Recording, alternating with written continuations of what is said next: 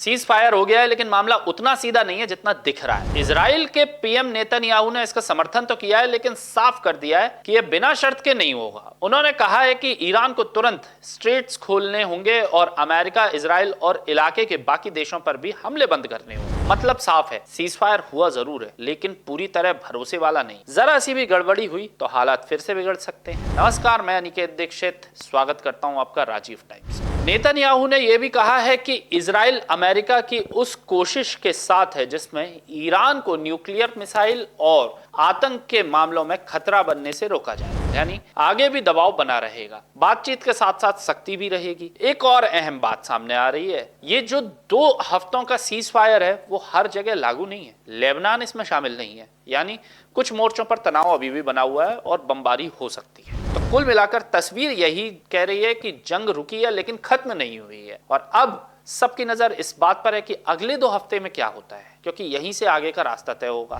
Israel के प्रधानमंत्री Netanyahu ने सीज फायर को लेकर अपना रुख साफ कर दिया है। उन्होंने कहा है कि इजराइल अमेरिकी राष्ट्रपति डोनाल्ड ट्रंप के उस फैसले का समर्थन करता है जिसमें ईरान के खिलाफ 2 हफ्तों के लिए हमले रोकने की बात कही गई है। हालांकि ये समर्थन बिना शर्त के नहीं है। इजराइल ने स्पष्ट किया है कि ईरान को तुरंत स्ट्रेट खोलने होंगे और अमेरिका, इजराइल और क्षेत्र के अन्य देशों पर सभी तरह के हमले पूरी तरीके से बंद करने होंगे। अब नेतन्याहू के बयान से यह भी साफ होता है कि इजराइल इस सीज फायर को अंतिम समाधान नहीं मान रहा है। उन्होंने जोर देकर कहा है कि अमेरिका की उस कोशिश का पूरा समर्थन किया जाएगा जिसमें यह सुनिश्चित किया जा रहा है कि ईरान फ्यूचर में न्यूक्लियर मिसाइल और आतंकवाद के लिहाज से कोई खतरा ना बन जाए। यानी इजराइल की प्राथमिकता अब भी ईरान की सैन्य और रणनीतिक क्षमताओं का सीमित करना है। इसके अलावा अमेरिका की ओर से इजराइल को यह भरोसा दिया गया है कि आने वाली बातचीत में अमेरिका, इजराइल और उसके क्षेत्रीय सहयोगियों के साथ मिलकर इन लक्ष्यों को हासिल करने के लिए पूरी तरह प्रतिबद्ध रहेगा। इससे संकेत मिलता है कि कूटनीतिक स्तर पर